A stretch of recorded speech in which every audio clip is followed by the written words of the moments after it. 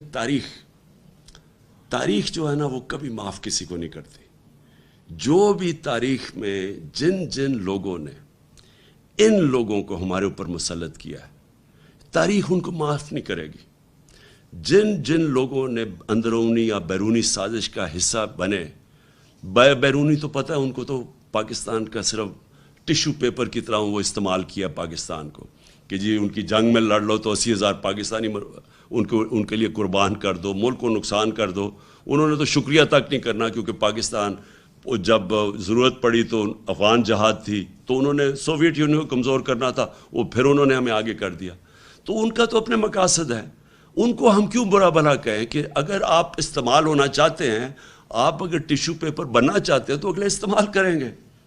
اصل یہاں لوگ ہیں جن لوگوں نے بھی اس میں ان لوگوں کو ہمارے اوپر مسلط کیا، تاریخ ان کو معاف نہیں کرے گی. پاکستان بائت آباد تو جو کرپشن ہے وہ جب انصاف نہیں ہوتا معاشرے میں تو یہ اس کی پھر ایک بیماری نظر آتی ہے.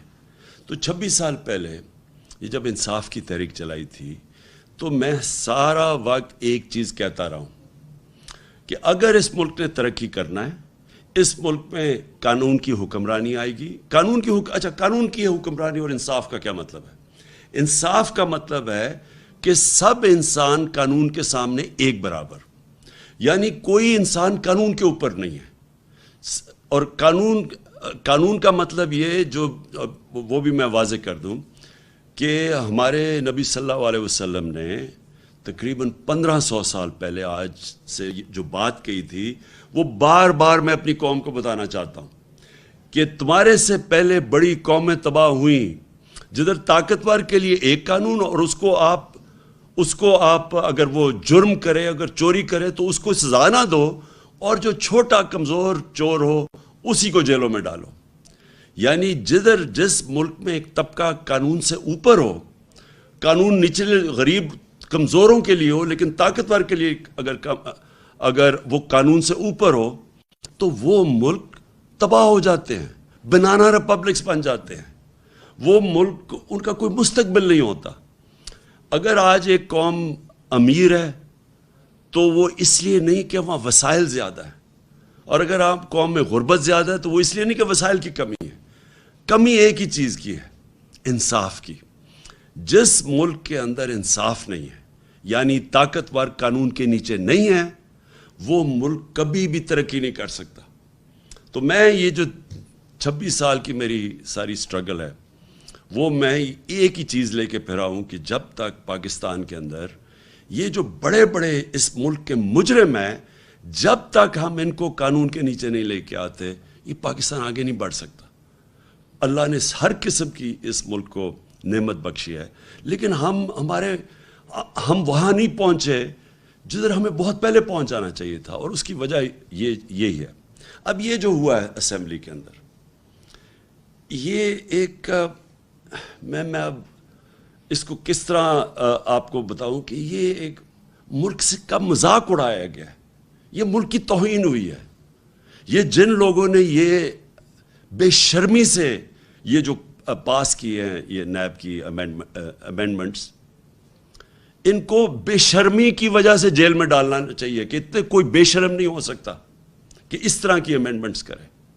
دیکھیں، میں آپ کو سب کا ذرا بتاؤں کہ اس ملک سے کتنا مذاق بنایا گیا، ہماری قوم کی کتنی توہین ہوئی ہے. پہلے تو قانون ایک چیز کہتا ہے کہ آپ، اور جو ہم سپریم کورٹ میں گئے ہیں، اور انشاءاللہ ہمیں امید ہے کہ ہماری جو عدالتیں ہیں وہ اس کے اوپر پورا نوٹس لیں گی، کیونکہ اگر یہ چیزیں اس کی اجازت مل جاتی ہے، اگر سپریم کورٹ، کیونکہ اسمبلی میں تو ہمیں پتہ ہے کہ یہ سارے جو امپورٹڈ حکومت ہے یہ آئے اس مقصد کے لیے تھے. اس میں تو اب کوئی شک نہیں ہونا چاہیے کہ جب خرم دستگیر ان کا منسٹر کہتا ہے کہ ہم اس لیے نہیں آئے تھے کہ مہنگائی ہے، ہم اس لیے نہیں آئے تھے کہ یہاں کوئی نااہلی ہے، ہم اس لیے آئے تھے کہ عمران خان کوئی 100 ججز رکھ کے تو اس ملک میں ساروں کو جیل میں ڈالنے آیا تھا. مطلب یہ کہ یہاں کی عدالتیں آزاد نہیں ہیں، کیونکہ یہاں کی تو پاکستان کی عدالتیں تو آپ سب جانتے ہیں آزاد ہیں. تو عمران خان نے کیسے جیل میں ڈالنا تھا؟ صرف کرپشن کے کیسز ہی تیز پروسیس کرنے تھے. تو انہوں نے کہا کہ یہ شہباز شریف جیسے لوگوں نے جیل میں ہونا تھا. شہباز شریف نے جیل میں اس لیے نہیں ہونا تھا کہ عمران خان نے اس کو جیل میں ڈالنا تھا. اس نے اس لیے ہونا تھا کہ اس کے اور اس کے بچوں کے 24 ارب روپے کے کیسز ہیں. 8 ارب نیب میں، 16 ارب ایف آئی اے میں. اور اگر وہ بے قصور تھا تو اسے کس چیز کا ڈر ہے؟ پھر سے میں کہتا ہوں عدالتیں آزاد ہیں. تو سب سے پہلے یہ کوئی قانون نہیں بنا سکتا اس ملک میں جو پرسن اسپیسیفک ہو. یعنی قانون ہوتا ہے اجتماعی.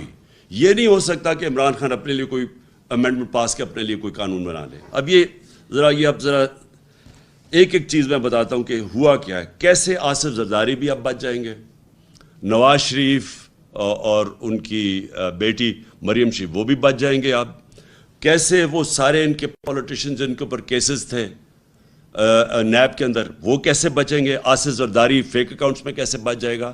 یہ صاف قانون. میں تو صرف وہ چیزیں آپ کے سامنے لے کے آ رہا ہوں جن سے یہ سب اب بچیں گے. تو سب سے پہلے فیک اکاؤنٹس. آپ کو پتہ ہے اومنی گروپ آصف زرداری جو ریلیٹڈ تھا ان کے کتنے اربوں روپیہ فیک اکاؤنٹس میں ملا. اور شہباز شریف کا بھی آپ کو پتہ ہے کہ وہ ٹی ٹیز جو اس نے باہر سے کروائیں 8 ارب روپے کی.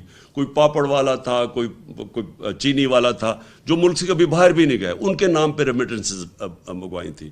اور وہی تھا آصف زرداری کے کیسز. اب یہ سارے کیسے بچیں گے؟ انہوں نے ایک قانون سیکشن 14 میں امینڈمنٹ کی ہے. اب انہوں نے یہ کہا ہے کہ فیک اکاؤنٹ کے اندر اگر کوئی پیسہ آ بھی جاتا ہے تو اگر اس میں اربوں روپیہ بھی آ گیا، صرف جو آخری وقت فیک اکاؤنٹ میں پیسہ ہوگا اس کے اوپر بات چیت ہوگی. اگر وہ مثلا 100 روپے ہی بچا ہے، باقی سارے ملک سے باہر بھیج دیے گئے ہیں، تو صرف 100 روپے کے اوپر اب بات ہوگی. پھر انہوں نے یہ کہا کہ آپ کو ثابت کرنا پڑے گا. عام آپ کے ٹیکس لاز میں اگر آپ ٹیکس کے دیتے ہیں تو وہ آپ کو ثابت کرنا پڑتا ہے. اگر میں بتاؤں کہ یہ میری انکم ہے تو مجھے ثابت کرنا پڑتا ہے. وہ ایف بی آر نہیں ثابت کرتی، مجھے بتانا پڑتا ہے کہ میرا سورس آف انکم کیا ہے. اب ادھر فیک اکاؤنٹس میں جو پیسہ آئے گا وہ نیب کو ثابت کرنا پڑے گا کہ یہ پیسہ جائز آیا یا ناجائز آیا ہے. ان کو نہیں اب ثابت کرنا پڑے گا کہ یہ اربوں روپے فیک اکاؤنٹ چینی والے آئے کدھر سے. ان کو نہیں، نیب کو ان کو ثابت کرنا پڑے گا. یہ پہلا چینج آیا. دوسرا جس میں ان کے بہت زیادہ ان کے بڑے بڑے نام پھنسے ہوئے ہیں وہ ہے ایسٹس بیونڈ مینز.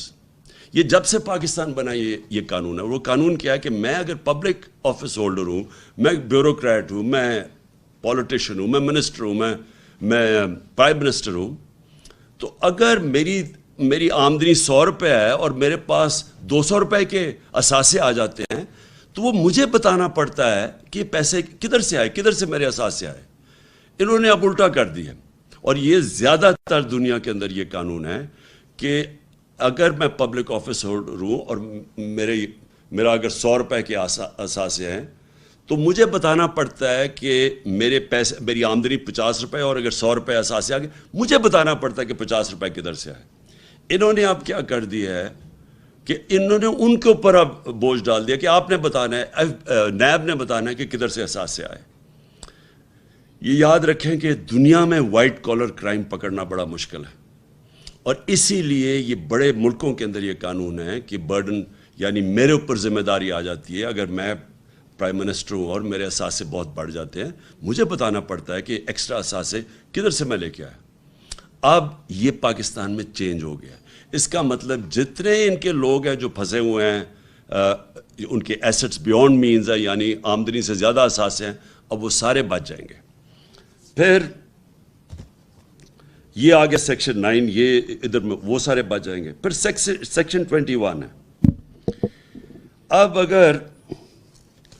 اگر ہمیں، اور یہ ذرا غور سے سنیں، اگر ہمیں یہ انفارمیشن باہر سے آتی ہے کہ جناب انفارمیشن آتی ہے کہ جی عمران خان کے وہاں اتنے بڑے پیسے پڑے ہوئے ہیں، عمران خان کے وہاں کتنے لاکھ پاؤنڈ کروڑ ڈالر پڑا ہوا ہے. اب وہ کوئی مجھے بتانے کی ضرورت نہیں ہے، کیونکہ وہ جو باہر سے انفارمیشن ہے وہ اب ایڈمٹ ہی نہیں ہوگی. مثلا اگر یہ جو ایونس، یہ کیا تھا پیناما پیپرز میں کیا چیز سامنے آئی؟ پیناما پیپر میں یہ سامنے آئی کہ جو 4 مہنگے ترین لنڈن کی اپارٹمنٹس ہیں مے فیئر میں، ان کی جو 2 کمپنیز کے نام پہ تھی، ان کے جو اصل مالکہ تھی وہ مریم نواز ہیں۔ اب یہ جو آئی تھی، یہ برٹش ورجن آئلینڈ سے انہوں نے پاکستان کی جے آئی ٹی کو خط لکھا تھا کہ یہ ہے اصل مالکہ۔ اب وہ جو ان کا جو لیٹر ہے وہ ایڈمیسیبل نہیں ہوگا۔ اس کا مطلب کہ نواز شریف اور ان کی بیٹی وہ اب صاف پاک ہو کے نکل جائیں گی اس نئی امینڈمنٹ میں، ان کو اب کسی چیز کی ضرورت نہیں پڑے گی۔ پھر سیکشن 21 ہے، یہ سیکشن 21 ہے۔ پھر ایک اور چیز نکلی ہے، منی لانڈرنگ جو اب ہے۔ منی لانڈرنگ کا مطلب ہوتا ہے کہ ناجائز یعنی غیر قانونی طور پہ میں پیسہ چوری کر کے پیسہ میں ملک سے باہر بھیج دوں، اس کو منی لانڈرنگ کہتے ہیں۔ اب یہ جو منی لانڈرنگ ہے یہ نیب کے سے انہوں نے نکال لی ہے، اور اب یہ صرف ایف آئی اے کے نیچے آ گئی ہے منی لانڈرنگ۔ تو جتنے بھی منی لانڈرنگ کے کیسز تھے وہ اب نیب سے نکل جائیں گے، اور وہ جو اس کے اندر شامل ہے وہ بھی اب بچ جائیں گے۔ اور ایف آئی اے کس کے نیچے ہے؟ ایف آئی اے نیچے ہے ویسے ہی انٹیریئر منسٹر یعنی رانا ثناء اللہ کے نیچے ہے، اور اب اور جو نیب ہے نئے قانون میں وہ بھی آ جائے گی رانا ثناء اللہ کے نیچے۔ تو اس میں بھی اب سمجھ لیں کہ رانا ثناء اللہ اب ایکشن لے گے شریف برادران کے اوپر یا آصف زرداری کے اوپر، یہ اب آپ کے سامنے ہے۔ اور پھر ایک اور چیز ہے، بے نامی۔ اب میں اگر فیصلہ کروں کہ پیسے چوری کر کے اور میں اپنے رشتہ داروں کے نام دے دوں، میرے بیٹے باہر لنڈن بیٹھے میں ان کے نام دے دوں، تو اب میں بچ جاؤں گا، یعنی مجھے کوئی نہیں پوچھ سکتا کہ اگر میرے بے نامی میں کسی اور کے نام پہ پراپرٹیز کر دوں۔ یہ سب سے بڑا ظلم ہونے جا رہا ہے۔ اجازت دی جا رہی ہے اب کہ کوئی گورنمنٹ میں سرکاری گورنمنٹ میں بیٹھا ہو، کوئی منسٹر ہو، کوئی بیوروکریٹ ہو، وہ جو بھی اب پیسے بنائے وہ اپنے بچوں کے نام کرے، رشتہ داروں کے نام کرے، وہ اب جواب دہ نہیں ہے۔ یہ دنیا کے اندر اس طرح کا قانون نہیں ہے، یہ جو انہوں نے بنا دیے۔ کہنے کا میرا مقصد یہ ہے کہ یہ پاکستان سے اگر خدا نہ خواستہ ملک کے اوپر کوئی بمباری بھی کوئی کر دینا تو اس سے بھی بڑا یہ جرم ہوا ہے۔ یہ صرف یہی نہیں کہ یہ صرف سب بچ جائیں گے، ان کی چوری اب ساری بچ جائے گی۔ اور یہ جو خرم دستگیر نے، جو پھر سے میں کہہ رہا ہوں، اس نے یہی کہا کہ یہ ساروں کو ڈر لگا ہوا تھا کہ عمران خان این آر او نہیں دے رہا۔ 3.5 سال انہوں نے مجھے مسلسل بلیک میل کیا۔ آپ کو پتہ ہے ہر جگہ انہوں نے، ہر موقع پہ انہوں نے مجھے بلیک میل کیا کہ ان کو این آر او دیے۔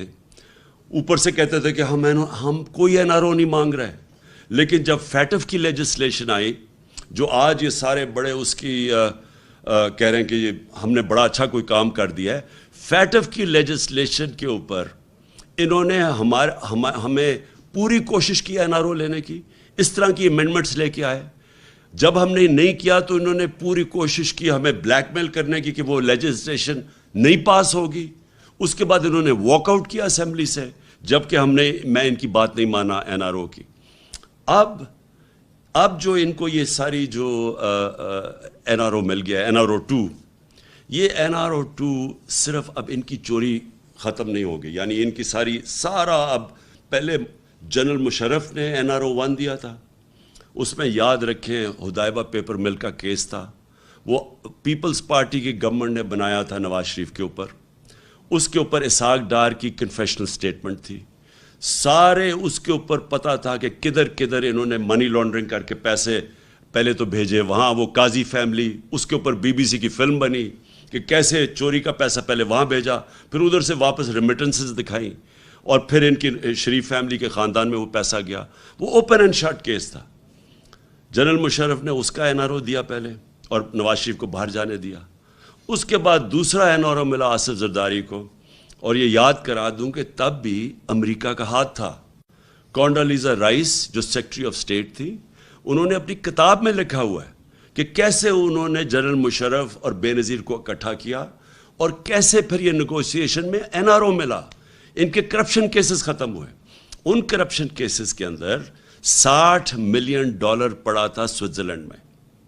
وہ پاکستان کیس جیت چکا تھا. وہ پھر پاکستان پیچھے ہٹا. وہ $60 ملین ہضم کیے گئے آصف زرداری نے, اور پھر پاکستان کا جو تب ایمبیسڈر تھا وہ سوئٹزرلینڈ گیا اور اس نے سارے وہ جو ثبوت تھے وہ سارے اپنی گاڑی میں ڈال کے لے کے جا رہا. وہ سب نے دیکھا. وہ NRO میں ان کے پیسے بچے. سر محل جو انہوں نے اسمبلی کے فلور میں زرداری نے کہا تھا کہ ہمارا سر محل نہیں ہے, وہ سر محل کے اوپر جب پاکستانی گورنمنٹ نے کیس کیا, وہ پاکستانی گورنمنٹ کیس جیتی. یہ بلکہ لڑے ہی نہیں کیس, کیونکہ انہوں نے تو کہا ہوا تھا ہمارا ہے نہیں, چوری کا پیسہ تھا. وہ بکا. وہ پاکستان کو پیسہ آنا تھا, پاکستان کی عوام کو. وہ NRO کے اندر وہ بھی پیسہ انہوں نے رکھ لیا اور وہ ہضم ہو گیا. یہ تو صرف وہ تھے جو پکڑے گئے ہیں. جو باقی ان کی دولت جو ان کے باہر ملکوں میں پڑی ہوئی ہے اس کا تو کوئی حساب نہیں ہے. کیونکہ وائٹ کالر کرائم پکڑنا آسان کام نہیں ہے, خاص طور پہ ہمارے جیسے ملکوں میں. یہ ساری ڈیولپنگ ورلڈ کا پرابلم ہے. جو اس وقت ملک غریب ہیں ان کا سب سے بڑا مسئلہ یہ ہے کہ ان کا جو انصاف کا نظام ہے وہ پکڑ ہی نہیں سکتا. یہ جو بڑے بڑے چور, جو وائٹ کالر اچھے وکیل جن کے پاس ہیں, جن کے پاس طریقے ہیں باہر بھجوانے کے, آف شور اکاؤنٹس میں جو پیسے بھیج دیتے ہیں, جو ایونس فیلڈ, یہ جو میئر فیئر میں ان کے فلیٹس ہیں, یہ آف شور کمپنی سے خریدے ہوئے ہیں, جو 2 کمپنیز ہیں. تو ان کے اوپر مریم نواز کا نام آیا تھا. یہ اس کے لیے ہمارے جیسے ملکوں کے پاس وہ انفراسٹرکچر ہی نہیں ہے کہ ہم اس کو واپس لے سکیں. اور جو امیر ملک ہیں وہ بھی پوری کوشش کرتے ہیں کہ یہ پیسے واپس نہ آئیں ہمارے جیسے ملکوں میں, کیونکہ ان کو فائدہ ہو رہا ہے. یہاں سے جب پیسہ ان کے ملک میں جاتا ہے تو ان کو تو فائدہ ہو رہا ہے, ان کے ملک میں پیسہ آ رہا ہے. لیکن جو ڈیولپنگ ورلڈ میں ملک ہیں وہ سارے آج وہ نقصان ان کو ہوتا ہے کہ جب یہ طاقتور چوری کرتا ہے. میں پھر سے یہ کہتا ہوں, ہمارے نبی صلی اللہ علیہ وسلم نے 1500 سال پہلے یہ بات کر دی تھی کہ جب آپ طاقتور ڈاکوؤں کو نہیں پکڑ سکتے اور صرف کمزوروں کو پکڑتے ہیں تو کمزور کتنی چوری کرتا ہے. وہ بھینس چوری جس نے کرنی ہے, موٹر سائیکل چوری کرنی ہے, کوئی گاڑی چلے چوری کر لی, وہ کتنا پیسہ چوری کر لے گا؟ تو وہ تو پیسہ یہی رکھے گا. لیکن اربوں روپیہ جب آپ چوری کرتے ہیں, یہ جو 16 ارب روپیہ صرف یہ تو پکڑا گیا FIA کا, صرف شہباز شریف کا, اور یہ جو ان کا ٹوٹل آپ کو پتہ ہے کہ اس سے 1100 ارب روپیہ اب یہ ہضم ہو جائے گا ان سب کے. یہ جو امینڈمنٹس پاس کیے ہیں اس ملک کا 1100 ارب روپیہ چوری کا جو آنا تھا واپس, وہ اب یہ ساروں کے یہ پھر کھا جائیں گے جس طرح NRO 1 میں کھایا تھا. تو یہ آپ یہ یاد رکھیں کہ یہ جو پیسہ جب یہ چوری کرتے ہیں 16 ارب یا 24, شریف خاندان کا 45 ارب روپیہ ٹوٹل, یہ جو پیسہ ہے یہ ان کو باہر بھیجنا پڑتا ہے کیونکہ پاکستان میں رکھیں گے تو یہ نظر آ جائے گا. لہٰذا چوری کرنا پہلا نقصان, چوری کر کے ڈالر حوالہ ہنڈی سے ڈالر لے کے پیسہ باہر بھیجنا یہ دوسرا نقصان. اس کا ایفیکٹ پڑتا ہے ہماری کرنسی کے اوپر, ہمارے ڈالر ریزروز پہ. پھر جیسے جیسے اگر آپ زیادہ پیسہ باہر بھیجتے ہیں, جو کہ غریب ملک یا جو ڈیولپنگ ورلڈ ہے یہ باہر جب بھیجتے ہیں, ان کے جو بڑے بڑے ڈاکو ہیں وہ جب باہر بھیجتے ہیں پیسہ تو وہ ان کی کرنسی پہ فرق پڑتا ہے. تو جب روپیہ آپ کا گرتا ہے ہر چیز مہنگی ہو جاتی ہے, تو اس چوری سے غربت پھیلتی ہے. اس لیے جب تک ہم بڑے بڑے چوروں کو نہیں پکڑیں گے, ان لوگوں کو احتساب نہیں کریں گے, یہاں چوری تو رک نہیں لگی. اب جو انہوں نے امینڈمنٹ پاس کیے, یہ نہیں کہ صرف یہ بچ جائیں گے, اب جو بھی طاقتور لوگ پاکستان میں منی لانڈرنگ کریں گے, جو پیسے چوری کریں گے, یہ سب اب بچ جائیں گے اس سے. تو یہ جو نقصان پہنچانے لگا پاکستان کو, میں حدیث اس لیے بار بار بتاتا ہوں کہ انہوں نے 1500 سال پہلے کہہ دیا تھا کہ وہ قومیں تباہ ہو جاتی ہیں, وہ قوم کبھی بھی اوپر نہیں آ سکتی جدھر بڑے ڈاکوں کو آپ نے اس طرح کی امیونٹی دے دی اور اس طرح کا NRO دے دیا. تو میں آخر میں اپنی ساری قوم کو کہنا چاہتا ہوں کہ دیکھیں یہ ہے جہاد. ہم تو لڑیں گے پوری طرح. میں تو 26 سال ان کے خلاف کھڑا رہا ہوں. میں نے 3.5 سال ہر قسم کا میرے پہ پریشر ڈالا گیا کہ ان کو NRO دے دو. ہر قسم کا مجھے برداشت کرنا پڑا, بلیک میل ہوا میں, لیکن میں نے تو نہیں دیا. اب انہوں نے آ کے واپس ایک سازش کے تحت اب واضح ہو جائے کہ ان کا واپس آنا کوئی اس ملک کے اندر مہنگائی کم کرنا نہیں تھا, महंगाई मार्च जो हो रहे थे, 3 धरने दिए इन्होंने कि जी बड़ी महंगाई हो गई, बड़ी फिक्र थी इनको। तो महंगाई का इनका अगर थोड़ा सा भी इनको तकलीफ होती लोगों की महंगाई की, तो ये आके सारे महंगाई के रिकॉर्ड, पाकिस्तान की तारीख में कभी ऐसी महंगाई नहीं हुई जो इन्होंने आके की है। कभी इतनी बेदर्दी से मुल्क की चीज़ें महंगी नहीं की गई जो इन्होंने आके की है। तो इनको महंगाई का तो इशू ही नहीं था, ना इनको कोई इशू था अहलियत का, क्योंकि अगर अहलियत का इशू होता तो आज इन्होंने हमारी जो सारी माइशत है वो तो ऐसा तबाही की तरफ जा रही है, जो रुपया गिरता जा रहा है दिन, जो रिजर्व्स कम होते जा रहे हैं, जो सारा इस वक्त अब नजर आ रहा है कि पाकिस्तान को ये अगर ये ज्यादा दे रहा है तो श्रीलंका की तरफ पाकिस्तान जा रहा है। श्रीलंका के अंदर आज तेल ही नहीं है, उनकी गाड़ियां खड़ी हुई हैं, उनके मुल्क के पास फॉरेन एक्सचेंज खत्म हो गया है। आज हमारे भी डॉलर्स जिस तरह रुपया गिर रहा है, आज मार्केट में डॉलर नहीं मिल रहा है। तो ये तो अगर ज्यादा दे रहे हैं, इनकी अहलियत ऐसी है कि ये तो हम तबाही की तरफ जा रहे हैं। तो ना इनकी कोई मसला था अहलियत का, ना इनका मसला था महंगाई का, इनका सिर्फ एक मसला था, और वो किस तरह पहले चोरी करके मुल्क को नुकसान पहुंचाओ और दूसरा चोरी को बचाओ कैसे। और अपनी चोरी बचाने के लिए इन्होंने ये जो आज किया है, ये अगर यही रहा, इसका मतलब ये लाइसेंस है चोरी को। इन्होंने अपने आप को लाइसेंस दे दिया कि पहले 2 दफा पैसा खा के अब तीसरी दफा अब और फिर से पैसा बनाना शुरू करो। हम फिर से, मैं आपको कहूँ, सुप्रीम कोर्ट में हम जा रहे हैं। मैं इनके खिलाफ पूरी जद्दोजहद करूँगा, जितना भी मैं अपनी आवाम को तकड़ा करूँ। मैं इंशाल्लाह आपको एक और भी कॉल देने लगा हूँ, और हम दिखाएंगे कि पब्लिक आज किधर खड़ी है।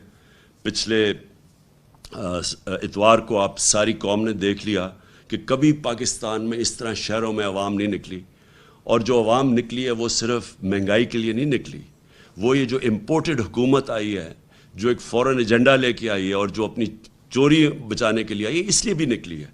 तो मैं इनके खिलाफ जद्दोजहद भी करूँगा। मैं अभी एक और कॉल देने लगा हूँ, और आखिर में मैं सिर्फ एक पैगाम देना चाहता हूँ कि देखें, तारीख जो है ना, वो कभी माफ़ किसी को नहीं करती। जो भी तारीख में जिन जिन लोगों ने इन लोगों को हमारे ऊपर मुसल्लत किया है, तारीख उनको माफ़ नहीं करेगी। जिन जिन लोगों ने अंदरूनी या बैरूनी साजिश का हिस्सा बने, बैरूनी तो पता है उनको, तो पाकिस्तान का सिर्फ टिश्यू पेपर की तरह वो इस्तेमाल किया पाकिस्तान को, कि जी उनकी जंग में लड़ लो तो 80,000 पाकिस्तानी उनके लिए कुर्बान कर दो, मुल्क को नुकसान कर दो। उन्होंने तो शुक्रिया तक नहीं करना, क्योंकि पाकिस्तान जब ज़रूरत पड़ी तो अफगान जहाद थी, तो उन्होंने सोवियत यूनियन को कमज़ोर करना था, वो फिर उन्होंने हमें आगे कर दिया। तो उनका तो अपने मकासद है, उनको हम क्यों बुरा भला कहें कि अगर आप इस्तेमाल होना चाहते हैं, आप अगर टिश्यू पेपर बनना चाहते हैं तो अगले इस्तेमाल करेंगे। असल यहाँ लोग हैं, जिन लोगों ने भी इसमें इन लोगों को हमारे ऊपर मुसल्लत किया, तारीख इनको माफ़ नहीं करेगी। पाकिस्तान बाइताबाद।